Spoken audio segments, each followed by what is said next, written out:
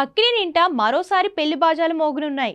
గతేడాది డిసెంబర్లో టాలీవుడ్ హీరో అక్కినేని నాగార్జున పెద్ద కుమారుడు అక్కినేని నాగ చైతన్య వివాహ బంధంలోకి అడుగుపెట్టారు. హీరోయిన్ శోభితా ధూళిపాలతో కలిసి 7 అడుగులు నడిచారు. ఇప్పుడు మరో శుభకార్యం జరగనుంది. అదేనండి, అక్కినేని నాగార్జున చిన్న కుమారుడు అక్కినేని అఖిల్ కూడా త్వరలోనే ఓ ఇంటివాడు కాబోతున్నాడు.